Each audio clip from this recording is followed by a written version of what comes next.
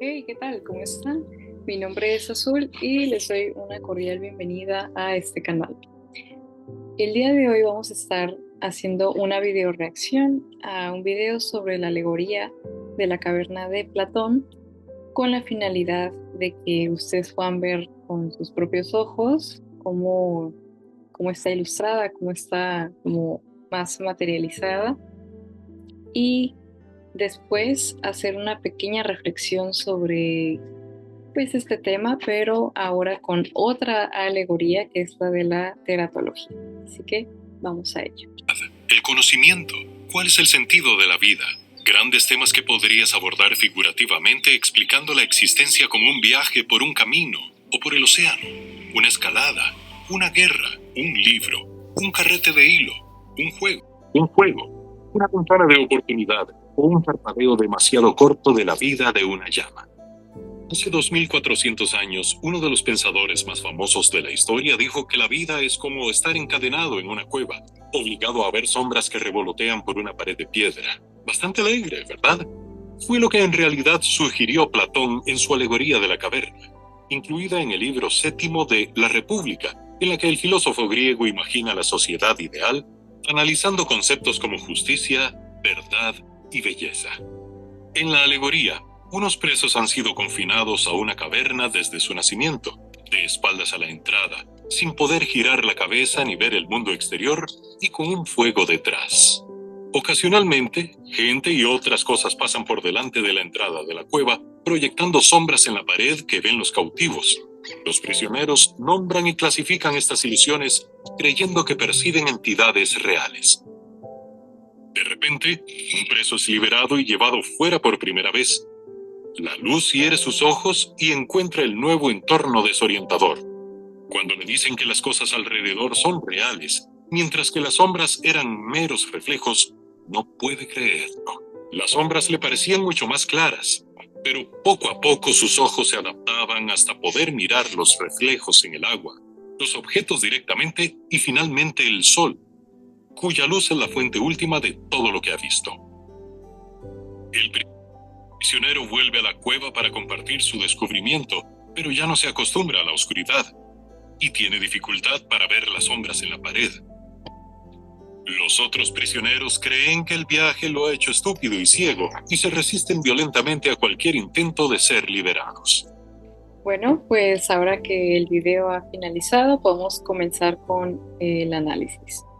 Verán, en muchas ocasiones en nuestra vida nos puede llegar a causar terror pensar que aquello en lo que creíamos no era algo verdadero, ¿no?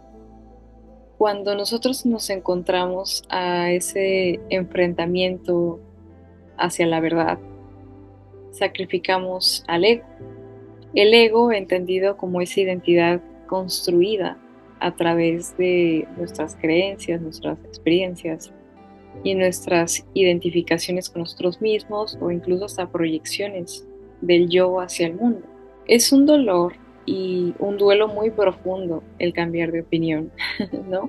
Tanto que podemos ver que las personas de la caverna muy probablemente hubieran preferido matar al prisionero que se liberó y viene con estas ideas antes que sacrificar su creencia, porque eso implica sacrificar a su ego y es todo un duelo, es toda una muerte de tu identidad, o sea, es fuertísimo, es muy, muy duro. Puedes llegar a perder amistades, a perder familiares, a perder a tu pareja, a perder gente que te importa o que quieres mucho, simplemente por un cambio de opinión, por un cambio de cosmovisión, ¿no? Entonces, yo quisiera contarles algo que pasó en México en el año 1870 más o menos, antes, donde comenzaron, digamos, a aparecer dentro de la República Mexicana personas que consideraban como anomalías o monstruosidades, ¿no? Empiezan a surgir personas siamesas, personas con 4 brazos, con un exceso de vello corporal, con enanismo, o personas muy altas, etcétera. Y es así como surge en el colectivo en México, pues una crisis existencial gigante, porque se enfrentaban a ese otro, a esa otredad, a esa alteridad, que sabían que había nacido de un ser humano, pero para ellos era algo completamente abominable e incomprensible, ya que recordemos que en ese entonces las creencias religiosas estaban muy, muy fuerte como eje rector de la sociedad. Entonces también incluía las propias filosofías de vida y las propias creencias personales de las personas. Entonces, lo que ocurre aquí es que en 1870 el médico Juan María Rodríguez fue considerado como el padre de la teratología mexicana. ¿Qué es la teratología? Pues la teratología es definida por la RAE como el estudio de las anomalías y monstruosidades del organismo animal o vegetal.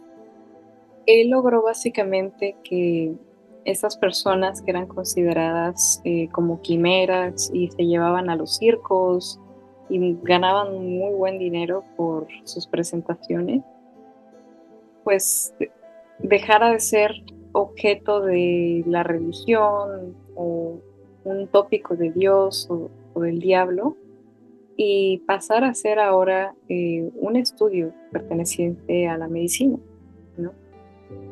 Y algo interesante aquí es que la palabra monstruo proviene del latín monstrum, que a su vez proviene del verbo monere, que significa advertir, ¿no? Entonces, cuando nosotros decimos que o señalamos a ese alguien siamés o enano, etcétera, que yo no entiendo y le llamo monstruo, lo que estoy queriendo decir es que esa persona es una advertencia. Entonces, en esa época la advertencia para ellos era que las personas consideradas como monstruos representaban un mensaje de la cólera de Dios o un mensaje divino en donde los dioses mostraban inconformidad con el ser humano. Entonces, todo esto deriva en reflexionar que todo aquello que era antropomorfo le creaba a las personas una confrontación radical con esa alteridad. Antropomorfo, pero al mismo tiempo diferente a ellos, ¿no? La experiencia que tenían con ellos era una confrontación de tal magnitud que los hacía cuestionar sus creencias, su cosmovisión, sus dogmas, sus miedos y sus patrones de comportamiento, ¿no? Es por ello que les ponía el video de la caverna de Platón en un inicio, ya que estas personas terminaban cuestionando sus dogmas, sus creencias, su cosmovisión, sus miedos, ¿no? Y aquí pasaban dos cosas cuando el ser humano se enfrentaba a la confrontación con esta autoridad o esta alteridad. La primera era la aceptación, es decir, el ver al otro como un ser distinto a ti, pero aceptarlo. Y el dos, el camino del exorcismo, ¿no? El exorcismo como la metáfora histórica en donde la humanidad busca la negación de la autoridad como una búsqueda de emancipamiento, ¿no?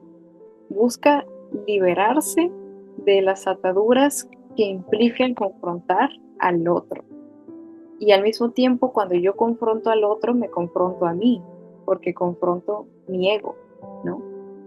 Entonces, especialmente se confronta a ese otro que no me gusta, a ese otro que me desquicia, a ese otro que no comprendo, que se sale por completo de cualquier forma de entendimiento, ¿no?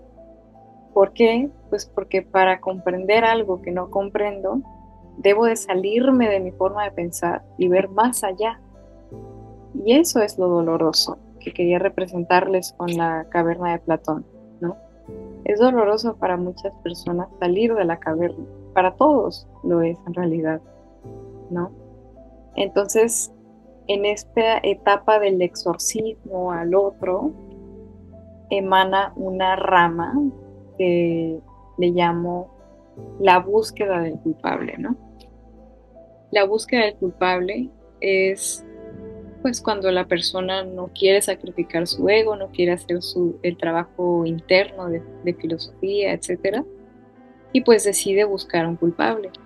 Por ejemplo, una persona con heridas de la infancia que lastime a los demás y en vez de hacer el trabajo interno, cree que se emancipa de responsabilidad diciendo que es así porque sus padres o la vida tuvieron la culpa.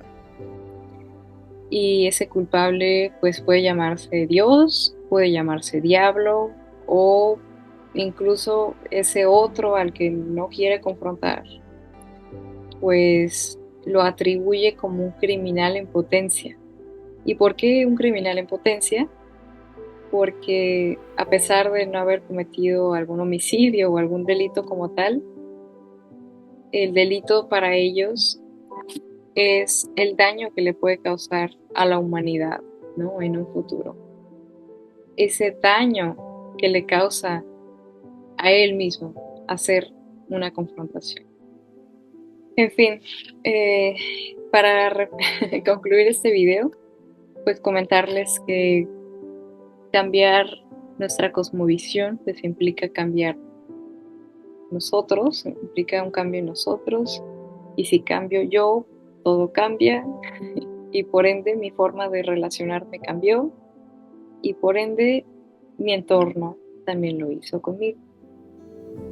Entonces, pues hay que perderle el miedo a la duda, a las preguntas y a las respuestas que nos podamos encontrar tras esas preguntas.